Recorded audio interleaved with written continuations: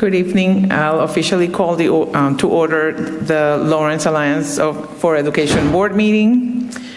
My name is Maria Moller. I am chairing today's meeting on behalf of our Chair Mariano, who is here attending virtually with us today. And would you please stand up for the Pledge of Allegiance?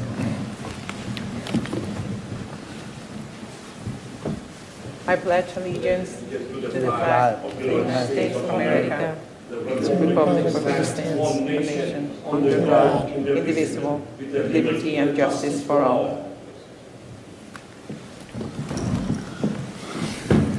Thank you. Maria, would you please call attendance? Dr. Dolores Calaf. Present. Edgar de Leon. Juana Matias. Maria Muller. Present. Mayor Brian de Peña. Present. Chair Patricia Mariano. She's in. She's present. She's present, but she's muted. Okay. We can see she's here. All right, the first item on the agenda is public comment, and we have Mr. Malley signed up.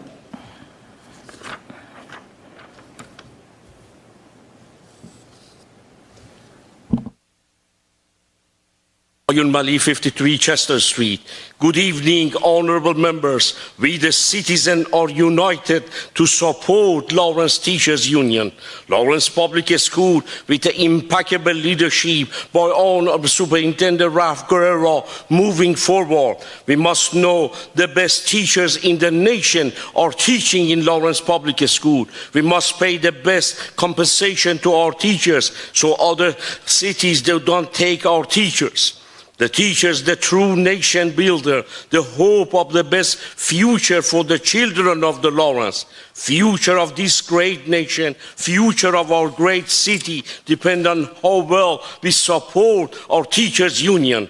The teachers who inspire the whole world, the teachers who educate the children of Lawrence. Lawrence teachers, you are number one because of your hard work, because of your dedication. The children of Lawrence have a bright future. Lawrence always is strong. Lawrence always unite. We pledge to support Lawrence Teachers Union. As a great leader, Nelson Mandela said, education indeed the most powerful weapon to change the world. This change is only possible if we support our teachers' union. The teachers bring the best education for our children. In this wonderful season of the joy, we wish the best holiday and the Christmas for our great teachers and all employees at Lawrence Public School. In this greatest nation of the world, the whole nation are stand united to support of our teachers and the union. Lawrence teachers, we are proud of you. Because of you, Lawrence will rise again. Thank you. Thank you. The next item on the agenda is the chair's report. The first bullet is superintendent's evaluation. We are going to have a vote later today to table that item for hopefully the next meeting. The second item under that is the subcommittee reports, which we don't have a subcommittee report today for the policy, budget, and finance, or curriculum and instruction. We should have them for the next meeting as well. And I am going to ask the Superintendent Carrero to introduce our new LAE student representative. It took us a year to find him, but he's the best. Let me introduce to you Angel Dominguez, one of our students here at Lawrence Public Schools, and I'm going to allow for him to present his bio. Hello, everyone. My name is Angel Dominguez, and I'm 17 years old, and I'm currently a junior at Aben Lawrence Academy. To start, I was originally born in Santiago, Dominican Republic, but migrated here at the age of 4, and I've ever since lived in Lawrence. To begin, I'm currently the president of my junior year class, and I'm very involved in other extracurriculars such as the Red Cross Club, Go Green, and LAO. I'm also involved in outside extracurriculars such as Earings Presents, YDO, and top-notch scholars. I'm very excited to be here and have the opportunity to represent students in Lawrence, especially in the high school level. I'm privileged to be here surrounded by so many amazing people, and I'm excited to share my opinions. Thank you.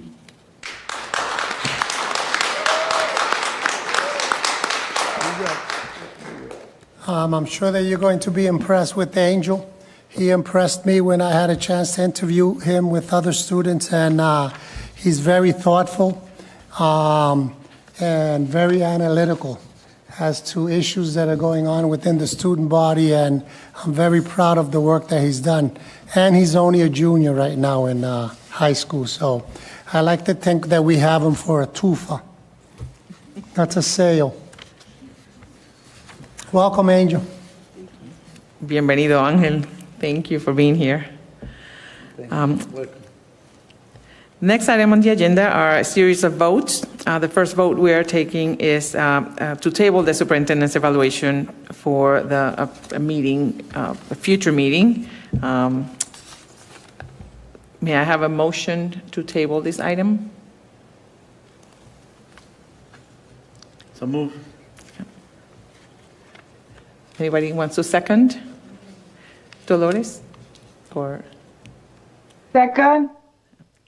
thank you, Maria. Please call the roll. Dr. Dolores Calaf. Yes. Maria Muller. Yes. Mayor Brian De Peña. Yes. Chair Patricia Mariano. She's muted. Wait, I'm going to send her a message.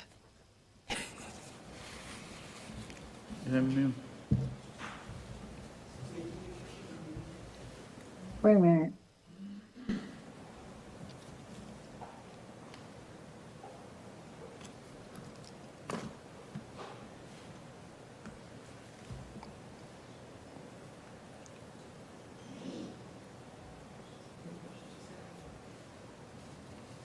Patricia. Can't.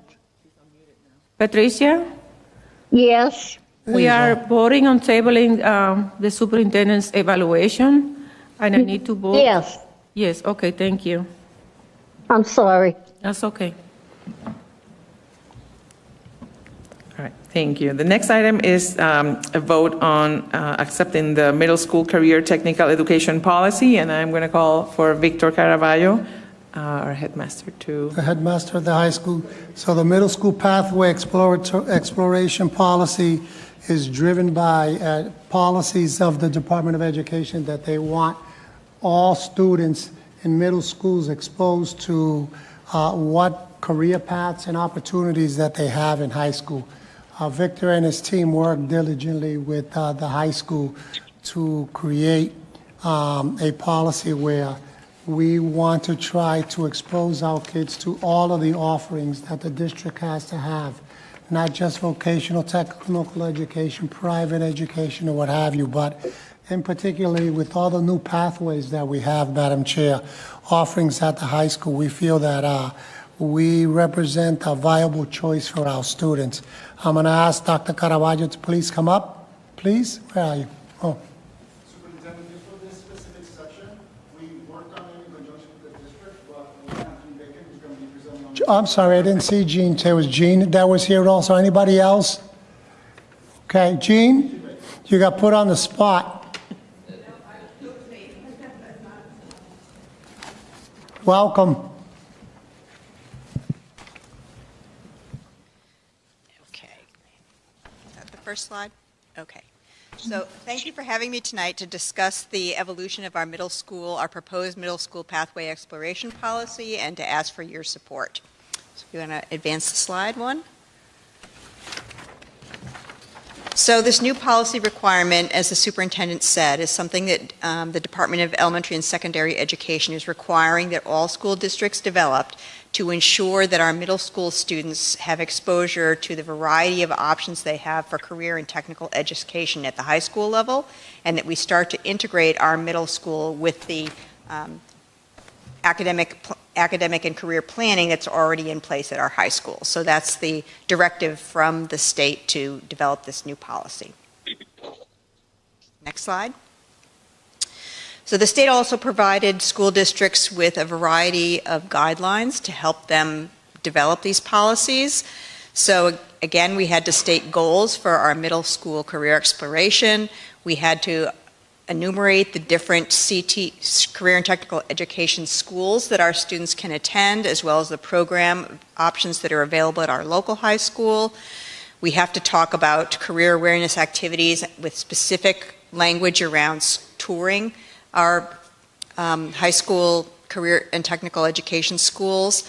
We have to provide records of what we do to expose our middle school students to career and technical education options. We have to maintain those records, and we have to, as number 6, integrate it with our career and academic planning activities that are already available at the high school. So those were the policy guidelines of things we had to include in the policy. Next slide, please.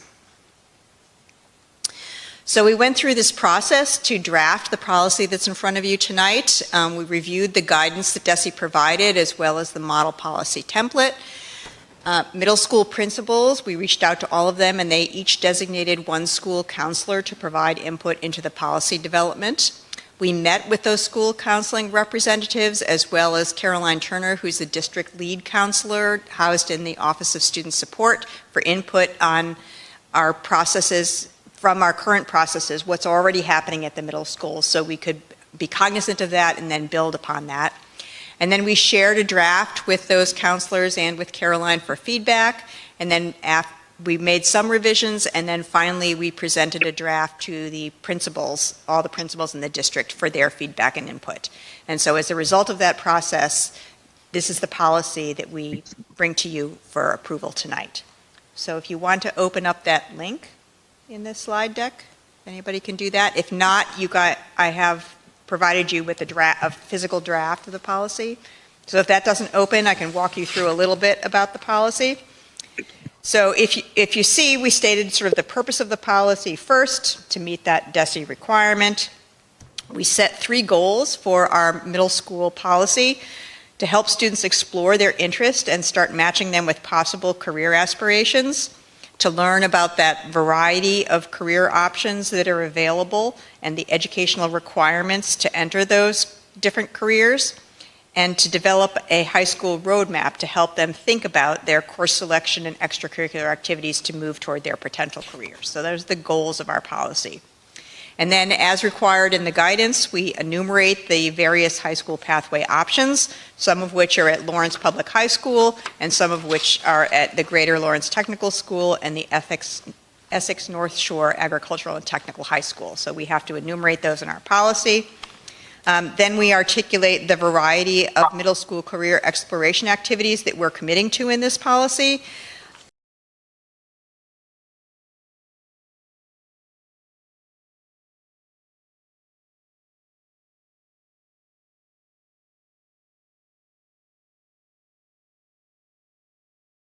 If you scroll down a little bit to the second page, keep going.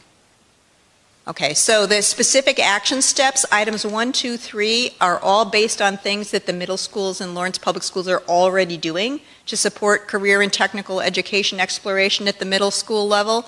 If you scroll down to the next page, number 4 is something that we're introducing as a new aspect of their work at the middle schools. So the high school this year adopted something called the MIFA pathway to help students in grades 9 through 12 plan for their career and post-secondary plans. And we decided as a team to bring that down to the 8th grade and introduce the MIFA pathway in the 8th grade year and have them start building that capacity as middle schoolers. This is what we're committing to, is this year at the end of the policy we talk about our desire to then roll this back eventually to grade 6. The next sections of the policy cover things that we're required to cover, including our policies for tours of the various schools, CTE schools and programs available, our attention to provide records of students to the CTE schools and programs to help with the admission process, our commitment to maintain records of all the CTE awareness activities we expose students to in the middle school levels. And then finally, on the last page, there's a link, a required link to an appendix, which includes our MyCap, or My Career and Academic Plan for the high school, that we've amended to articulate the things that are going to happen in the 8th grade as well. So that's an overview of the policy. If any of you have any questions, I'd be happy to try to answer them.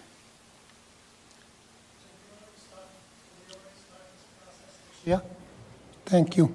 Yes, the commitment is to start this process this year as soon as the policy is. Was that part of the open house? Was that part of the open house that was done just recently?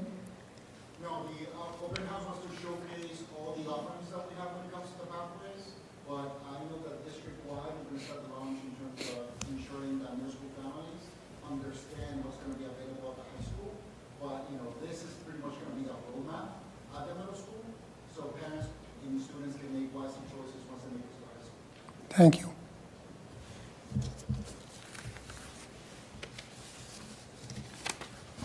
Any other questions or comments? Could you repeat what he just said, because I couldn't hear anything? Oh, thank you, Dolores. He's coming now. Oh, wait, you said, okay. Thank you. You're welcome. My apologies. Again, I was just in the audience. So what I was saying is that when it comes to MyCap and the vision for DESE, and when it comes to the district, is 7th and 8th grade are going to be exploratory years. We're bringing down the idea of exploring careers earlier on in order for kids and families to be very well informed in terms of what the options are once they make it to the high school. Any additional questions? Thank you, sir. Thank you. Jane, for your work. Appreciate it.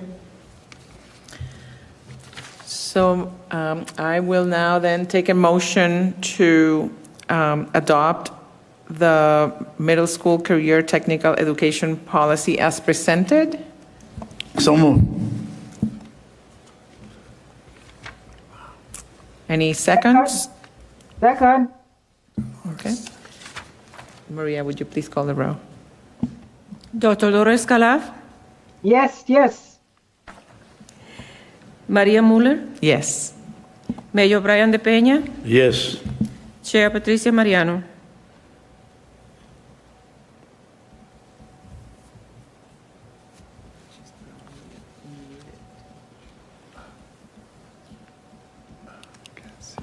Yes.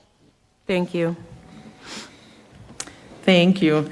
For the next item on the agenda, I'm going to call Chris Martins to present our policy book updates for sections A and C. Do we got all the way to Z? No, C. A through C. We'll try to keep this relatively quick. You guys have had these, I think, for a month or so.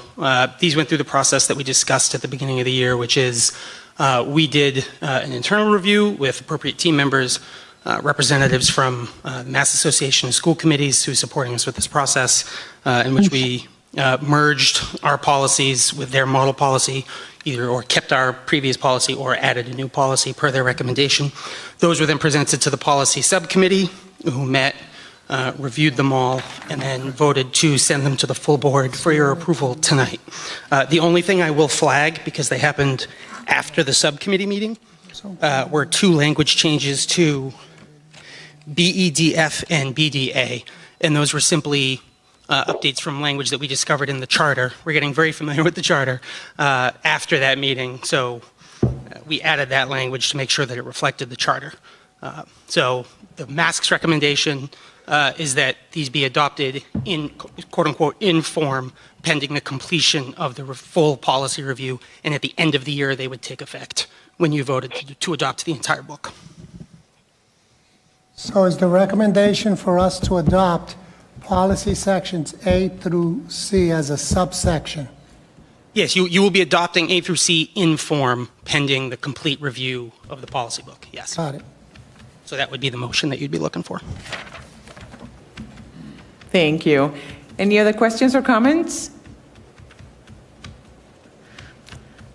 All right, may I please have a motion to adopt the policies mentioned in form pending completion of the policy review? So moved. Second. Thank you. Maria, please call the roll. Dr. Dolores Calaf, Yes. Maria Muller, Yes. Mayor Brian De Peña, Yes. Chair Patricia Mariano. Yes. Thank you. Thank you. We'll see you at the next meeting with more policy sections. Thank you. The next item on the agenda, the next vote actually was scheduled to be a facilities rental vote, but we are going to table until next meeting. Okay. And the next vote will be to approve a donation from Extreme Craze. Extreme Craze is donating a visit to their facility for the Partham Middle School PA1 classroom and teachers on December 17th, 2025. The donation amount is $673. May I have a motion to accept this donation to the Partham Middle School from Extreme Craze? So moved.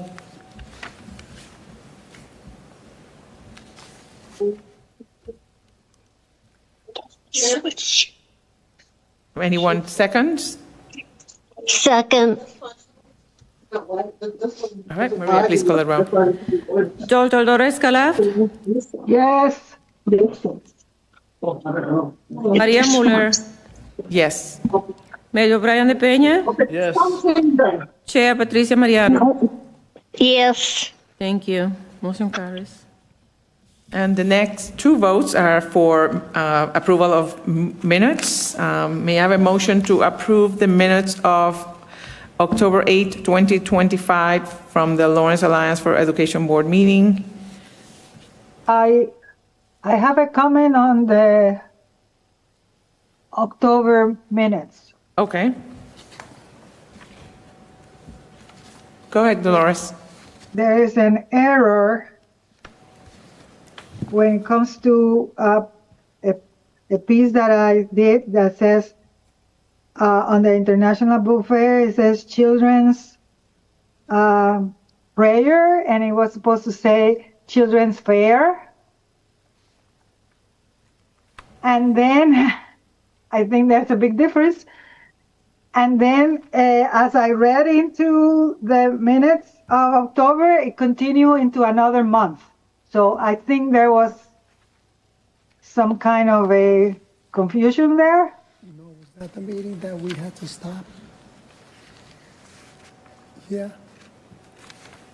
I believe that is the meeting that had to be suspended because we lost quorum. We tabled it at the end because we lost quorum, Ms. Coloff, so it continued to the next meeting. Oh, okay. That was the October one. So if it's saying, where are we? Oh, so this the vote is for September or for October? Now I'm confused. No, the vote was for June because we continued October to November, and you also have November. But the October one, because we did not finish the meeting, it was tabled, and then in November when we met. Okay, but the error in terms of my piece on International Book Fair is wrong. Did you copy For that, November, Maria? it was fine. Could you repeat that up so I can hear it? Ms. Coloff, can you repeat that so Maria can make that correction? Okay, yes. Under the October minutes, the error was saying that the International Book Fair included a children's prayer, and it should say a children's fair. Not a children's prayer. Children fair. Although we probably, now that in retrospect, we probably needed it, a children's prayer. Well, but it's not supposed to be connected to religion. You're absolutely right. Got it. She captured that. So Okay, the minutes. so that's it then. They that could be amendment. approved with the, Okay. So may I please have a motion to approve the minutes from October 8th, 2025 as amended? A motion. Any seconds? I said so moved. She supposed said, Oh, so, I'm sorry. Mayor De Peña said the motion, so. Made the did you- motion. Do you want a to approve second? the minutes with the amendment. Oh, so second? Yep. Okay, all right. Maria, please call the roll. okay, got it. Dr. Dolores Calaf, Yes, Maria Muller, Yes. Mayor Brian De Peña, yes. Chair Patricia Mariano. Yes. Thank you. So may I have a motion to approve the minutes from November 24th, 2025? Any comments or edits on that? oh, they're fine. All right, may I have a motion? So moved. Go ahead, Patricia. Yes. So Mayor, We need a Mayor, second. and then the second. Chair. We need a second? You have Oh, it. Second. You have it. Oh, you Ms. have it. Mariano, okay. Yeah. Chair Mariano did that. Okay, Yeah. so Maria, please call the roll. That's okay. Dr. Dolores Calaf, Yes, Maria Muller, Yes. Mayor Brian De Peña, Yes. Chair Patricia Mariano. Yes. Thank you. Motion carries. Thank you. And with that, I'll pass it on to the superintendent for a superintendent's report. Thank you. I'm going to call on Dr. Lynn Kateris, our Supervisor of Assessment and Accountability, to make this next presentation regarding the district and school results. Good evening. Oh, there you are. Look at that. Thank you for having me. Hopefully you've had an opportunity to review the presentation so that we can just sort of get through this today. I just wanted to share a little bit about both our demographics and our MCAS data from last school year. We are a little bit late doing this presentation since we're going to be hitting our MCAS is going to start back up in February for our high school and science. So, but if we could have the presentation. Okay. Puse la primera página de esto.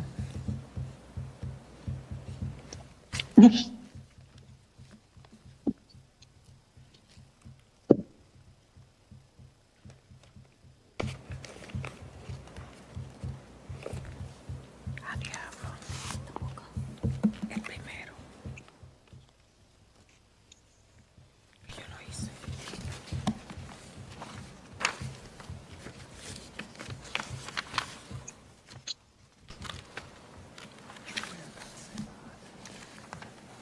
Okay, thank you.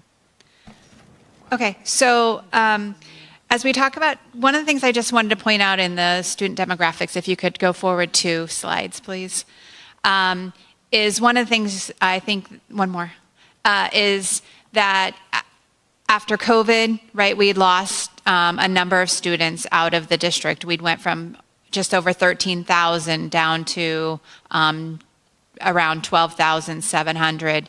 And gradually over the last 3 or 4 years, we're starting to see that number go back up. Last year we were at 13,300, and this year we're continuing to see another 50 or 60 students. So we are seeing that increase. The other thing that was important on this data was that last school year, the 24-25 school year, was the largest percent of students who are English learners. We had 44.5% of our students who were English learners, and 20% of our students were identified as students with disabilities, also the highest that we had seen in the last 5 or 6 years. How we did in terms of achievement, we're going to go to slide 5 now. So our English language arts achievement on MCAS, one of the things you can see here, I just put up the last 3 years of data, so it's 2023, 24, 25. The black line at the top is how the state did. This is the percent of students scoring in the meeting or exceeding on MCAS. We are relatively flat, and that has been a trend over the last several years. However, we did see some meaningful increases in grades 3, 4, 6, and 7, and a meaningful increase is at least 2 percentage points from the previous year.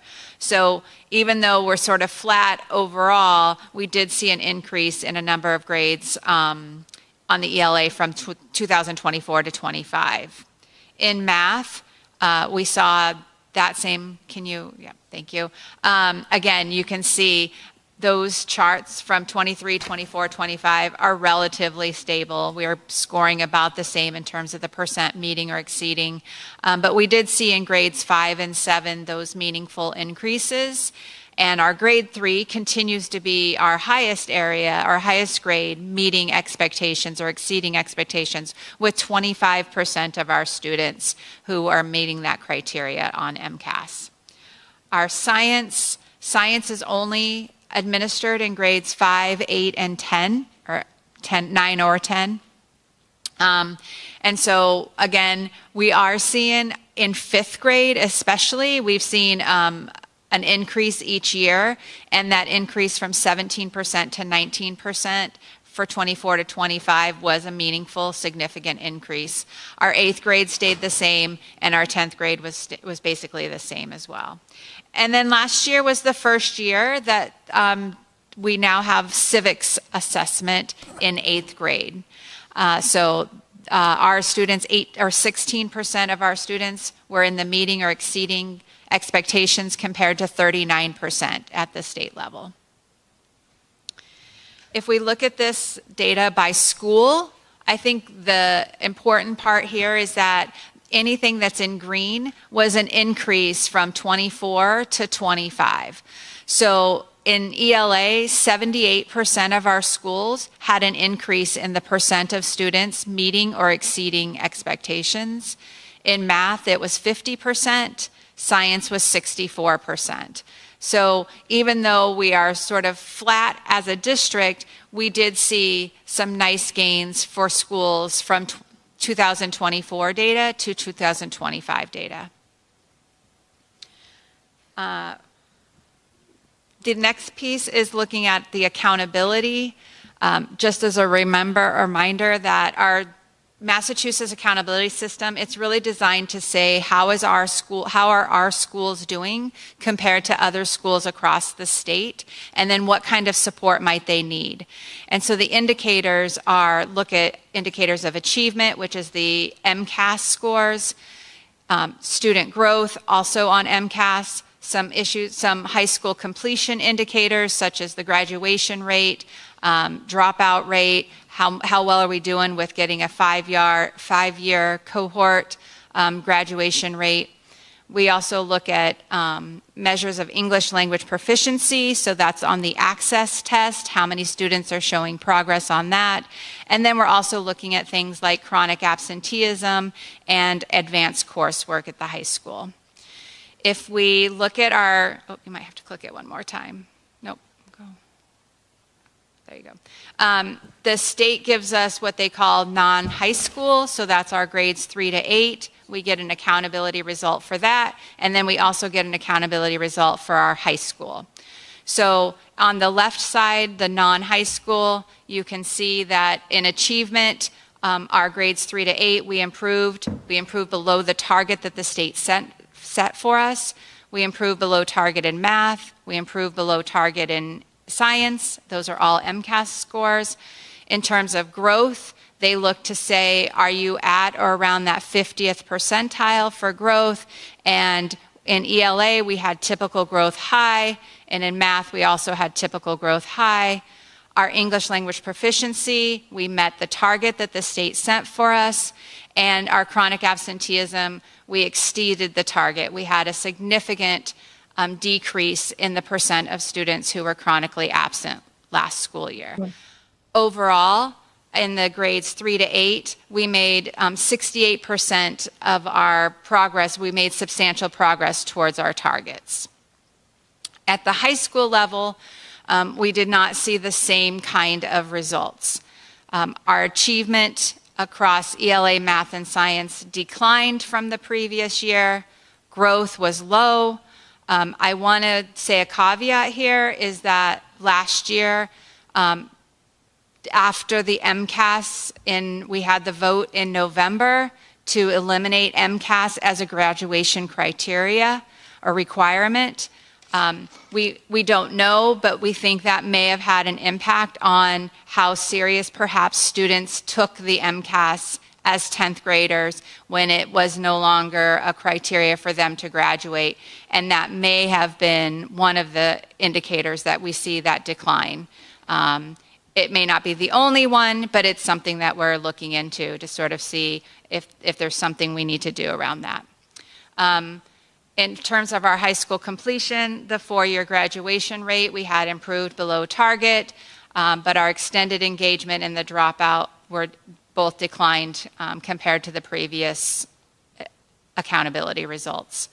We did meet target for our English language proficiency, which again, remember I indicated that we're at 45% of our students are English learners, so they are taking that access test. So in both grades 3 through 8 and grade 10, we met our targets for students meeting those criteria for language proficiency.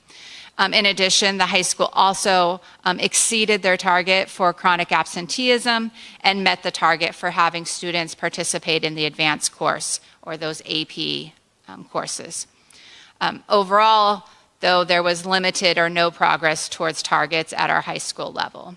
When we look at this for individual schools, again, green is good in this instance.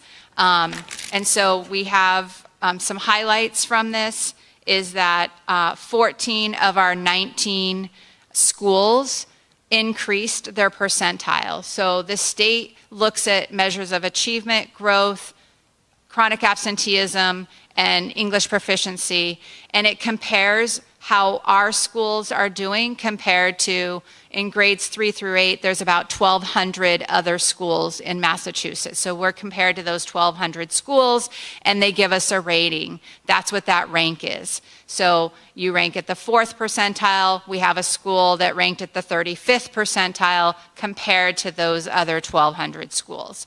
So again, we had about 74% of our schools that improved their ranking from the previous school year.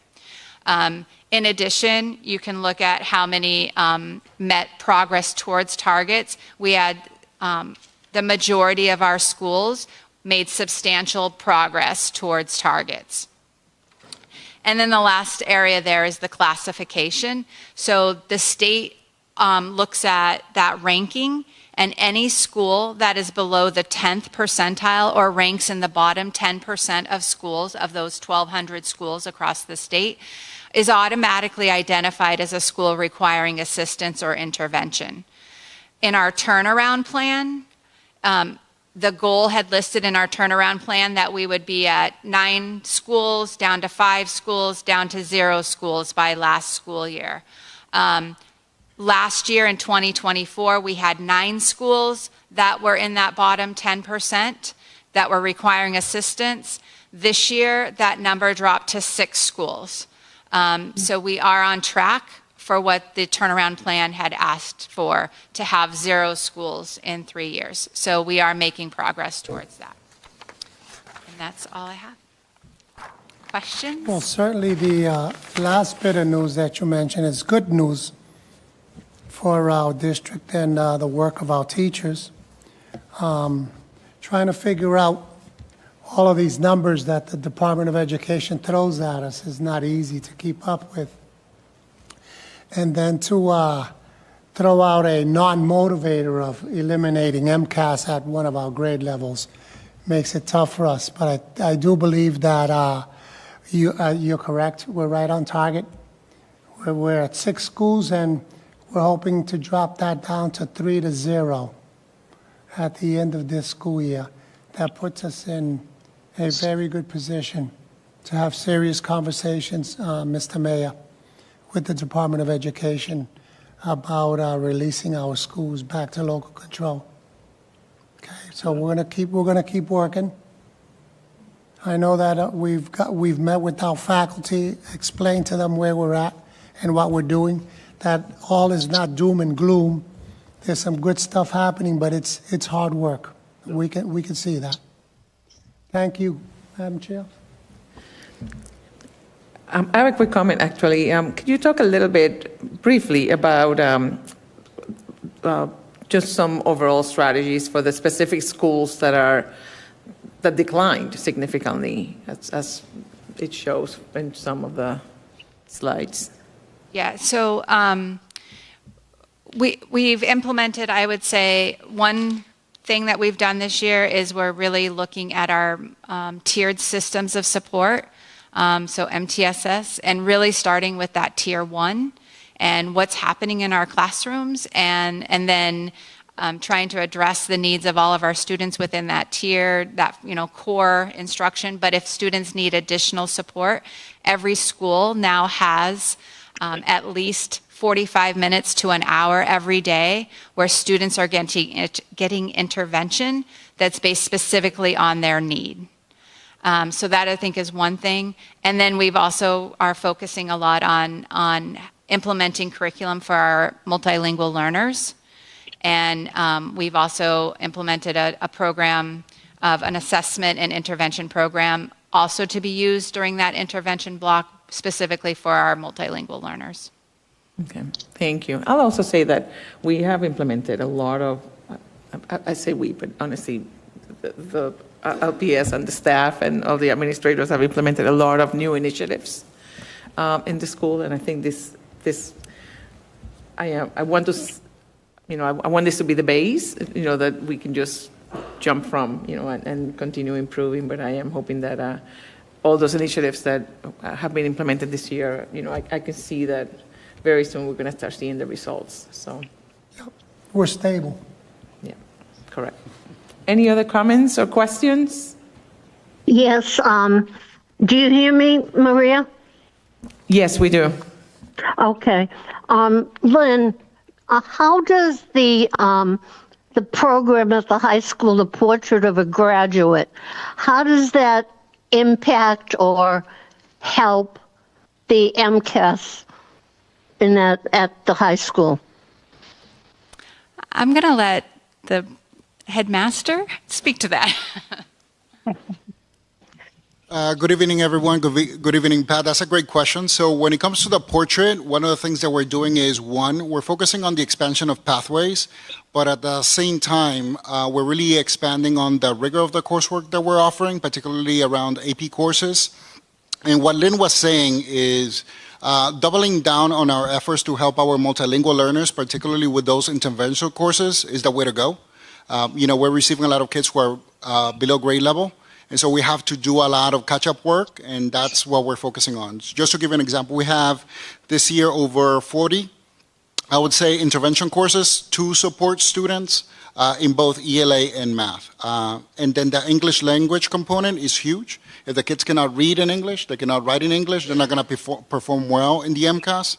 And so we're making sure that, that when it comes to the supports for those students, it is there. We do have a co-teaching model that we have adopted. So now we have your regular content teacher along with your ESL teacher to support language acquisition in our classrooms.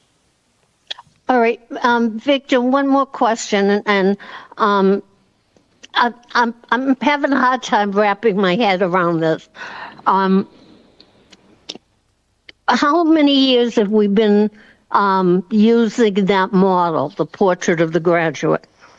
This is going to be year 3. The launch was actually right after COVID, I would say, and it just started at the high school, and it was an intro, right, to the series of competencies that we all agreed upon. And so okay. That's how long it has been in place. This is going to be, I believe, the start of year 3 for it. All right. Do you and Lynn together feel that we should have had a bigger impact from that program when it came to the testing?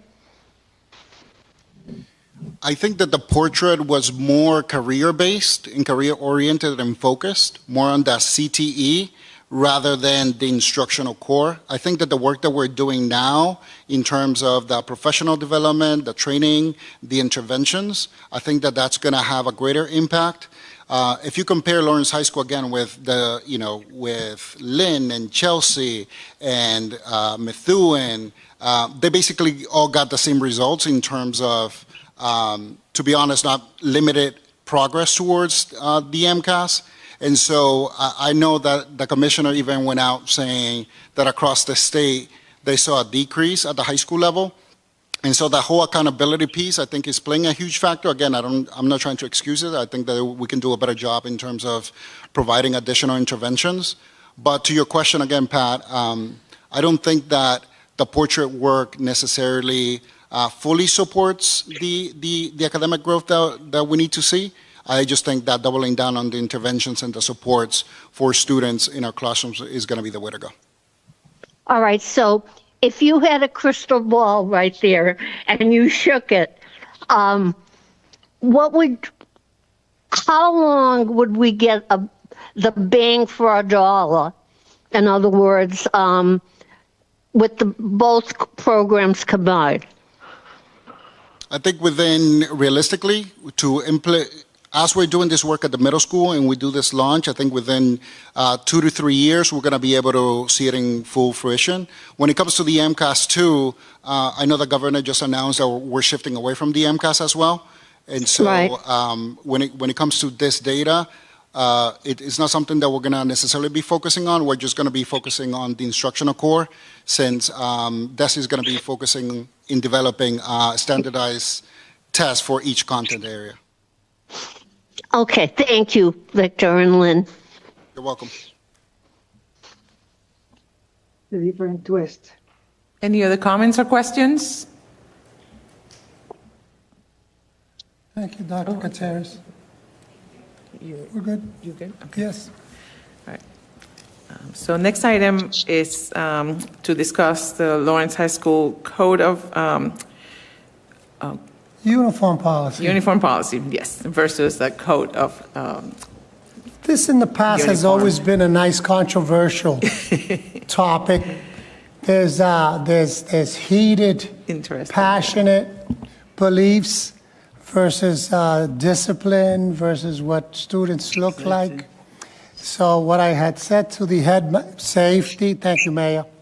What I had said to the headmaster is, why don't you take up the conversation with the faculty, students, and anybody else that should be involved in having a discussion about it.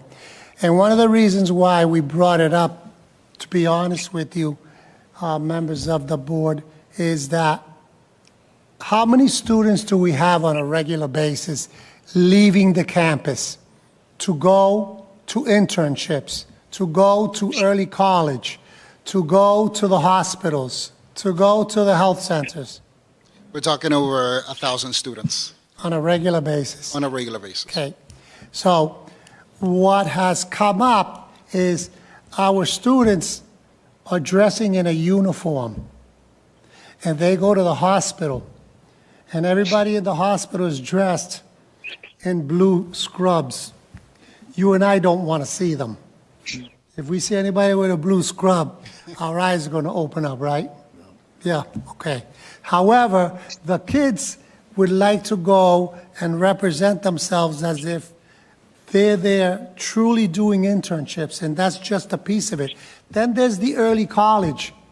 Our kids, what I understand, are going to Northern Essex, Merrimack College, the University of Massachusetts, and they're going with their uniforms on, versus dressing like college kids. So, with that in mind, I had asked the headmaster to bring his team, and let's have a quick conversation as to what has gone on, what's the framework around it, and see if we can come to terms by next meeting and decide on whether a uniform policy or a dress code, not a free-for-all, a dress code is in order so our kids can represent the best of what we have as they're out and about. Now remember, we have kids at Abbott that also walk across the street, 2 blocks to Northern Essex. They like to look like young men, young ladies, serious, going to college also. And I think that we started uniforms because of safety reasons, issues that we've had in the past at the grammar school level and at the high school. I don't think that we have that condition anymore, but I'll leave that up to the team. Thank you for Superintendent, just for laying out some context. But before we get started, I just want to introduce the members of the team who are here with me tonight. Good evening, Dr. Reynoso, Principal Upper School. Good evening, Mindy Richardson, one of the 9th grade teachers at the high school. Sorry. Maureen Santiago, CTE teacher, business pathway teacher. So when it comes to the high school, the main focus, and Ms. Mariano just really opened the door to this conversation. What we're talking about today is the heart of the portrait of a graduate. And so what we have on the left side of the screen is the various initiatives that align to the portrait, but also that versify the kind of experience that we're providing for students. And so before we even get started, it's important for everyone to understand the evolution of the high school and the changes that we're making to make the high school more attractive and more conducive to the kind of experience that we want students to have. And now again, the goal is college and career readiness. I know there was a time in which we were wondering, where are our students? Attendance grade is looking amazing at the high school. Kids are making it to school. They're showing up. The dropout rate, I know Lynn presented some information. This is the latest data as of October, 1.33. There was a time in which we were at 5-6%. And so what this is telling us is that when it comes to the change of programming, it's becoming a lot more meaningful, more attractive for students. And so kids are showing up because they see themselves in the school and they are seeing a future and a career that they can aspire to. So in terms of programming, this year we introduced to the high school advanced manufacturing, for example. And that was just unique to GLTS and the After Dark program. And so for a lot of students who are interested in manufacturing, and with all the partners that we have here in Lawrence, this is a great opportunity. When it comes to our business pathway, we have really expanded our efforts. And I'm just going to have Maureen for a second. She's a bit shy, but she's our business pathway teacher, just to talk a little bit about the business experience and what students are encountering and some of the partnerships that we have. You can talk about the store. I'm on. Good evening, everybody. First of all, he told me I wasn't speaking, so I'm not prepared. I'm winging this for you. But our business pathway has been around since the early days of small schools, when we were the business and finance school. It is now a innovation pathway that is a DESE-sponsored pathway. In that pathway currently, our current juniors last year redesigned the entire school store. So if you come into the school store now, it is a brand new school store, now selling items to the public, selling it to alumni, selling to students. It is not just food and drink. It is now a running store, which is fabulous. They are designing the actual clothing. They are making it through a Cricut, and we also would love for you guys to come by and see what's happening through that.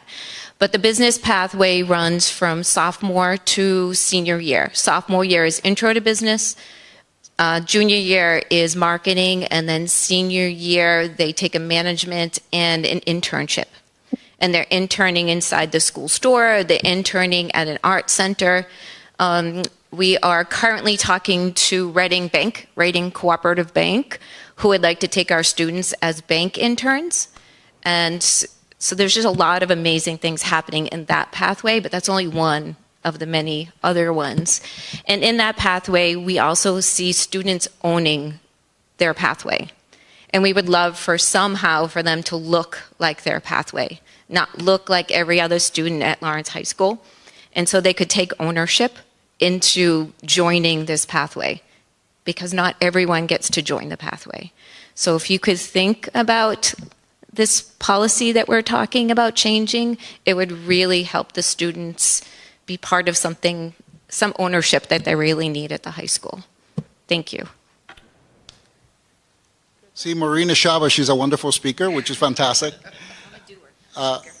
When it comes to health assisting, that's a brand new pathway as well. And what's great about the health assisting pathway is that we have now student interns at Lawrence General, and we also have a great partnership with Harvard Med, in which we're able to actually take our kids to Harvard in order for them to partake of what we call a lab. And within that lab, right, they're able to experience what it is to be, right, in the medical field. And so again, the superintendent mentioned it earlier, when they go to Harvard, they're wearing the scrubs, right? They're in it, they're immersed in the experience, right? They're really getting to know what it is like to be in the health field. Dual degree through NECO. We have a series of students now. If you're, we're recruiting students from the 8th grade that are going to be able to graduate with a high school diploma as well as an associate's. And so that's a beautiful program. Again, it's a great way to expose and challenge our kids. And this is part of the innovation and the work that we're doing at the high school. And the focus of the dual degree is in both business and health, which is part of our innovation pathways. And then lastly, but not least, our education pathway. We have always wondered, you know, how can we diversify the workforce? And so what we're doing at the high school is creating a pathway in which we can train our kids from Lawrence High School to become the future educators of Lawrence Public Schools, which is a powerful statement that we're making, and we're becoming a model in the state in terms of creating that kind of unique experience from being a student to becoming an educator with high school support and district support all aligned. The other piece that I want you to pay attention to, which is important, is yes, while we need to do some work when it comes to a series of students, there are a lot of students that are performing and outperforming. Our AP scores are coming back, and now we're at a point in which 52% of our students are actually passing the AP exam, which is a great number for us. And so that's a testament of the rigor and the push that we're making. And so the school that just focused on the fights and the remedial work is transitioning into a school of innovation and careers and goals. Just last week, I just received the news that one of our kids from upper school actually was admitted to Yale University with a full scholarship. So we're very proud of that. And again, this is the new identity of the high school that we're creating and we're developing. Next slide, please. I'm just going to show you a few images because I know we're also short in time, so I'm going to be cognizant of that. This is what it looks like to have a dress code, right? Members of JOTC proudly showcasing the uniform. That's what we're talking about. Kids who are part of the health assisting. Here's a picture of the kids at Harvard Med in the simulation lab wearing their scrubs. Project Lead the Way. This is another example of how our dress code can support that career-oriented goal that we have as a high school. Advanced manufacturing, another testament of how this dress code can support that idea and really enforce that career outlook that we want our kids to have. Aviation. So if you look up in the sky on a Saturday morning, the odds are that you're going to see a Lancer. And the reality is that on the left side, that's actually one of our kids on that plane. They ain't flying me to Paris. Some of our families have inquired about free trips to the DR, and I couldn't guarantee that. But when it comes to the aviation pathway, that's something new that we started this year. And again, our kids are able to go to our local airport and take advantage of the proximity of it.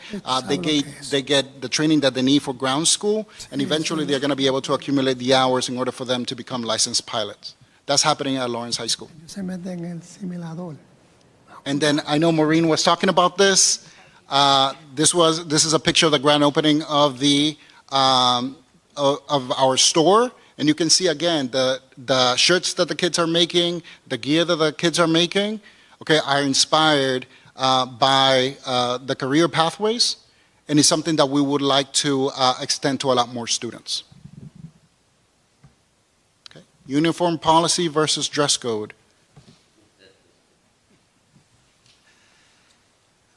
So basically, what we're trying to do is shift, like Victor said. We want to make ownership for our students to showcase the different pathway that they're going to be in. We're not asking to get rid of uniform, but we're asking to lessen that and create the professional attire. Right? As the principal for the upper school, I work with the juniors and seniors who are going out into the workforce and leaving the school to go to internships, as Victor said. So what we're looking to do is create more of a dress code where students are dressed to fit the part to go out into the community. The detail in the PowerPoint here talks about what it would look like, and what we're trying to do at this point is engage the community, engage some of the parents to see how they feel about what we're proposing to do at the high school level. To Victor's point earlier, we have moved away from remedial and breaking up fights, where now kids are asking to go into AP courses and the different pathways. So I think we're in a good place, and we got to capitalize on that to make sure that we're supporting what the workforce is asking us to do. And when our students get on the bus to go to NECO, they're asking us, like, can we design different shirts? Can we wear something that when we're there, we don't look like 15, 16-year-old at the college level. They want to fit the part there. Thank you, Dr. Reynoso. Now I'm just going to have Mindy just talk about the elements of the dress code. What are we really talking about? Okay, what is allowed and what is not, so we understand the parameters of it and how this can be conducive to the goal that we have of college and career readiness. When we went to look at what we would like to put into our dress code, we looked at the neighboring high schools in our area and reviewed some of the dress codes that were already there. And like the superintendent, like you had requested, we want standards. So we definitely felt like we could find standards with no headwear that, except for religious purposes, but especially that doesn't cover or conceal the identity of the student. So still maintaining that aspect of the safety. No clothing that is sheer or significant tears that it would be exposing. Undergarments, for example, are one of the items that we want. There can be torn jeans and fashion without exposing undergarments, I think is the point we were trying to put together when we put the dress code. But we wanted to allow certainly nothing that had profanity, promoting any drugs or alcohol, or illegal activities, or sayings that would have profanity in them. Nothing like that, as we know those things are out there that the teenagers sometimes, well, adults too. Anyway, nothing that was discriminatory towards anyone or sexual orientation. So we felt like we put together some good standards that, while students could express some individuality, it's still with standards. And I believe, as we've all mentioned, that shift of moving from punitive to college-oriented and career and tech orientation is very important, and that more positive facing approach. Our students have really earned this and are moving in the correct direction. That we believe they're ready for this, and on our teacher leadership team, the faculty and teachers, they voted overwhelmingly in favor of this.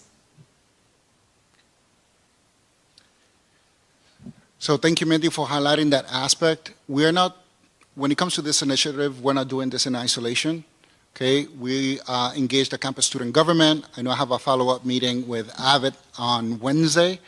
And, you know, what we're asking for tonight is just the ability to be able to promote and to inform and to ensure that everyone is on the same page in terms of, you know, parents, students, again, teachers and administrators in order for us to be able to make this switch. And then I just want to give space to Markins so we can discuss next steps. So just quickly to put this in the context of the policy work that we've been talking about so much. Obviously, we are doing a district-wide policy review. As part of that, we will be getting with MASC to a discussion around dress code and uniform. I think they wanted to bring this to your awareness now so that you guys could sort of have some time to sit on it and they could begin the process of moving forward with the rest of their community. What we'd be looking for, I think, probably at our next meeting is a motion, the board's approval to move forward with the district developing a district-wide dress code policy that carves out space for the campus. You know, if K to 8 were to keep the uniform policy, for instance, it would carve out space for the campus to create a dress code policy that fits those grade 9 to 12 needs. But that's for next month. I think they really just wanted to bring it to everybody's awareness now so they could start that conversation, make sure that the board was aware that they're moving forward in this way. And that's it, folks. Any questions with regards to the change, the rationale, the ask? No, but thank you. This is really exciting, and you know, it's just it's evident that you're thinking about the students. So much appreciated, and really happy to hear that it's going in the right direction too. Thank you. Thank you, Maria. I appreciate The it. board would take it under advisement, as I mentioned before their presentation, that we wanted to have a discussion with the board. It's a shift in mindset, but I think when we deal with young people, there's always a shift in mindset. It depends on which way they lead us, and I think this is a good pathway that they're leading us to. So we'll have a month in January to discuss it a little bit. I like the fact that you had an option there for things that clothing wear that shouldn't be. If you're going to be dressing appropriately, let's dress appropriately, but being mindful.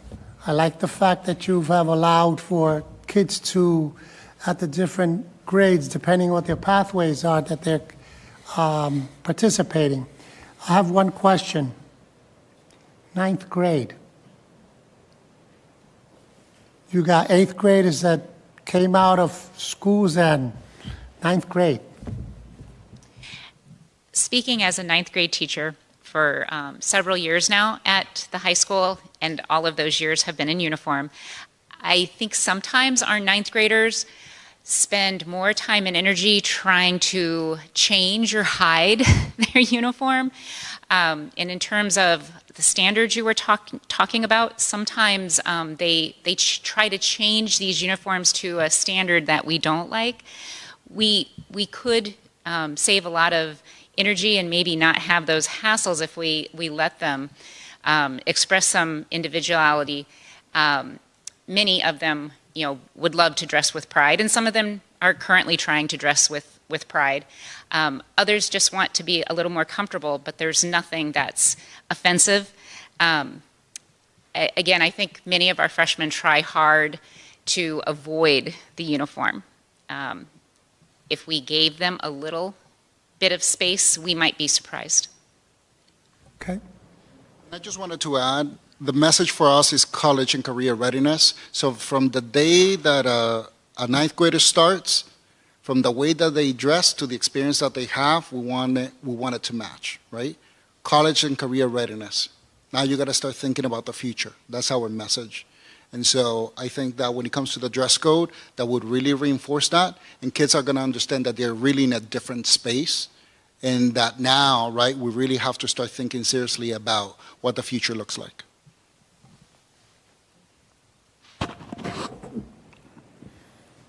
Spoken like a true Democrat. What was that? Spoken like a true Democrat. Thank you. I appreciate all of you taking the time to come out and express the conversations that you've had with the. I'm happy to hear that the faculty is almost, in its majority. So that wasn't always the case. Muchos moons ago, right? It's true. So the synergy, I think, that I'm hearing of what's going on at the campus is pretty exciting and amazing. That folks want to support kids and want to see them succeed, and that we'll do whatever we can to make sure that we set that environment up. So we'll take it under advisement. I think that what we have to always worry about is the element. That's why I brought up the 9th graders. Sometimes they're still Mustangs, right? And by the time they get to sophomore, they line up and go with the rest of them. But I hope that you be ready for those Mustangs. We'll be ready. We'll be ready. So thank you. Mayor, did you have anything to add? Uniform policy? Personally, as a student, I feel like this would be very beneficial as we're seeing these students and these pathways. They're becoming more confident. And I feel like with this confidence, they want to see their future more, and they're going to put their step forward into their future. And I feel like if we go into this uniform policy, there will be more and more students striving for their future. Thank you, Angel. Excellent. Right, thank you, members of the board. Thank you. I thought I put you on as a student to support me. Okay. Thank you. Appreciate that. Real quickly, last item on the agenda, Madam Chair, is just LPS, our November, December update in your package. Do you have, or do we have this up, Susan, also? Suzanne? Wanted to just quickly mention this past November, our talented students performed, help me out here. Where's my, what was the name of our play? Bronx Tale. The Bronx Tale must be the connections that we have there. But it was nice that I noticed that it looked like if it was all males this time around. We do have talent. I want to congratulate them in the work that they've done. But I also want to mention something, and that has to do with the feeder programs. And this is something that Heather Loinlees has spoken about, and that we have to create those opportunities in the lower schools, in the grammar schools, where kids have an opportunity to do art, to perform. Because as they come up in grades, they develop the skills and the character that they're not afraid of.